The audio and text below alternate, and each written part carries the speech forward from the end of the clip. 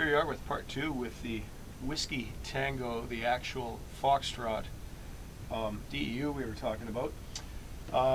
We've pulled off the trade badge and used a judicious amount of heat and steam to smooth out the cloth because it had been pulled and puckered. I'm going to wait till he comes and I can hang the coat on him and precisely mount this thing, because not only was it upside down, it was off center, and I know that's hard to do because you can do this absolutely mathematically and it won't look right given the hang of the guy's arm. So I'm gonna dress this to him and sew it while he waits. I noticed that he's got brass buttons, good for him, although he's a modern soldier and may not have encountered brass buttons before. And he probably hasn't heard of a button stick. This is an issue item, the Kitchener. I think this was probably my grandfather's. The trick is you slide it under the button. You have a piece of cloth to protect your hand and the tunic, and then you can polish without transferring stains to the tunic. Well, I'm not giving him mine, so I've made him one out of a slip of cardboard, and he can go online and find it. So there, he can polish his buttons.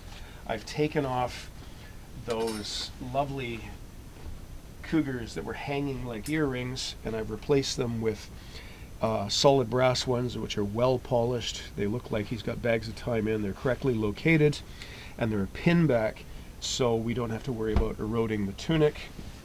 I'm going to point out to him that whoever sewed this on, the machine ran off the patch in a couple of spots, and I'm going to point that out to him. He's been promoted, but he says he can do the rank himself, so I haven't touched that. So if he's going to do that, he can do that as well. And I've also sorted out his kilt. And here's a bit of a shortage. When soldiers issued 2 hats but 1 hat badge, he didn't have a second one.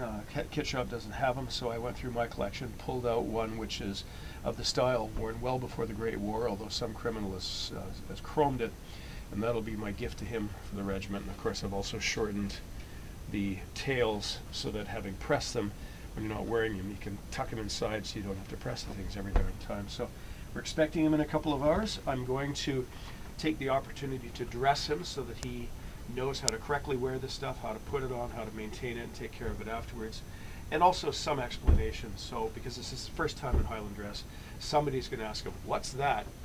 He'll have an answer.